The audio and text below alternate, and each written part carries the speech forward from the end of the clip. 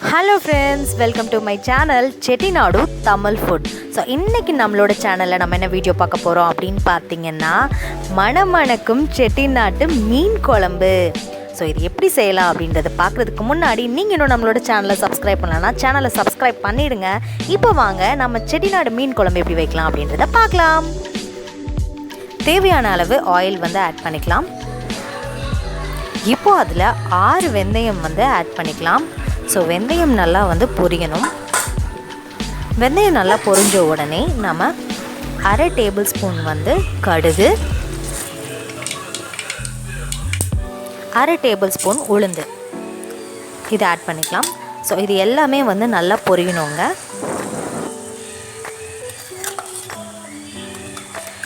அது கூடவே சீரகம் 1 டேபிள் ஸ்பூன் வந்து ஆட் பண்ணிக்கலாம். அப்புறம் சோம்பு 1 டேபிள் ஸ்பூன் வந்து ஆட் பண்ணிக்கலாம். ஸோ இது எல்லாமே வந்து நல்லா பொரியணுங்க. அப்புறம் 8 இல்லைனா 9 பல் பூண்டு எடுத்து குட்டி குட்டியாக வந்து நம்ம நறுக்கி வச்சுக்கலாம். ஸோ அந்த பூண்டையும் வந்து நம்ம இதில் வந்து ஆட் பண்ண போகிறோம். அந்த பூண்டையும் வந்து இதில் ஆட் பண்ணிக்கலாம். 1 கப் சின்ன வெங்காயத்தை எடுத்து இந்த மாதிரி வந்து கட் பண்ணி எடுத்துக்கோங்க. ஸோ சின்ன வெங்காயம் ஆட் பண்ணோம் அப்படின்னா நம்மளுக்கு குழம்பு வந்து நல்ல டேஸ்ட் கொடுக்கும். ஸோ மீன் குழம்புக்கு எப்பயுமே வந்து சின்ன வெங்காயம் ஆட் பண்ணுவேன். 3 மீடியம் சைஸ் பச்சை மிளகாயை எடுத்து இந்த மாதிரி கீறிட்டு நம்ம இதையும் வந்து குழம்புல ஆட் பண்ணிக்கலாம்.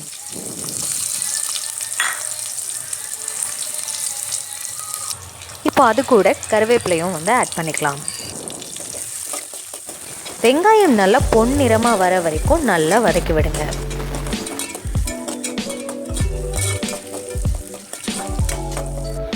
பெரிய எலுமிச்சை சைஸில் புளி எடுத்து இந்த மாதிரி 1/2 மணி நேரம் வந்து நம்ம தண்ணியில் போட்டு நல்லா ஊற விடலாம். ஊறினதுக்கப்புறம் அந்த புளிக்கரசலை வந்து ரெடி பண்ணி எடுத்துக்கலாம். இப்போது மீன் குழம்புக்கு தேவையான மசாலாஸ் எல்லாமே வந்து நம்ம கரைச்சி எடுத்துக்க போகிறோம். அதுக்கு 4 டேபிள் ஸ்பூன் வந்து மிளகாய் தூள் வந்து ஆட் பண்ணிக்கிறேன்.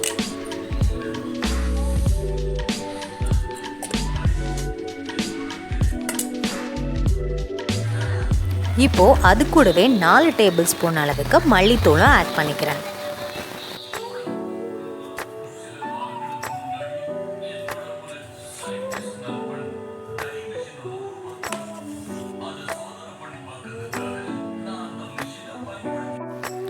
அரை டேபிள் ஸ்பூன் மஞ்சத்தூளும் ஆட் பண்ணிக்கிறேன். இதில் நம்ம புளிக்கரசலை வந்து ஆட் பண்ணிக்கலாம்.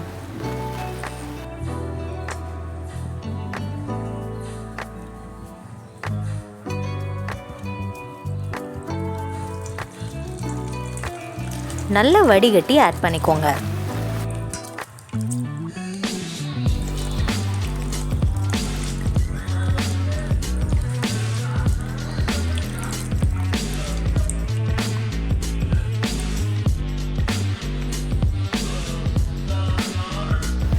மூணு மீடியம் சைஸ் தக்காளியை எடுத்து இந்த மாதிரி கரைச்சி எடுத்துக்கிட்டு அதை வந்து இந்த புளிக்கரசல்ல வந்து ஆட் பண்ணிக்கலாம்.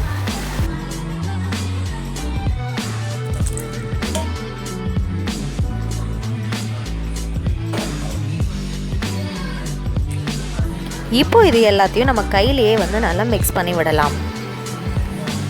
இப்போ அது கூட தேவையான அளவுக்கு உப்பு ஆட் பண்ணிக்கலாம்.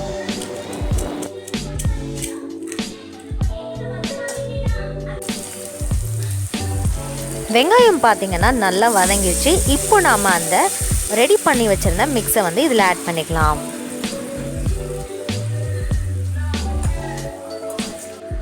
இப்போ இது ஒரு கொதி வர அளவுக்கு நம்ம தட்டை போட்டு மூடி வச்சிடலாம்.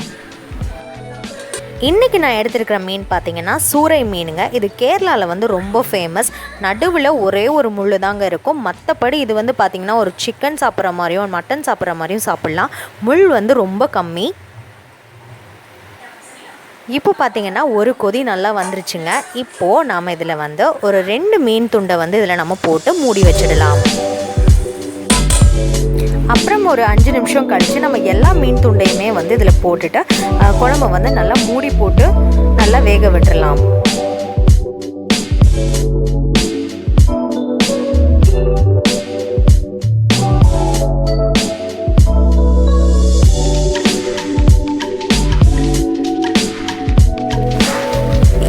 ஒரு 10 நிமிஷம் நல்லா வந்து நான் கொதிக்க விட்டுட்டேங்க. அதுக்கப்புறம் பார்த்தீங்கன்னா மீன் நல்லா வெந்துடுச்சு.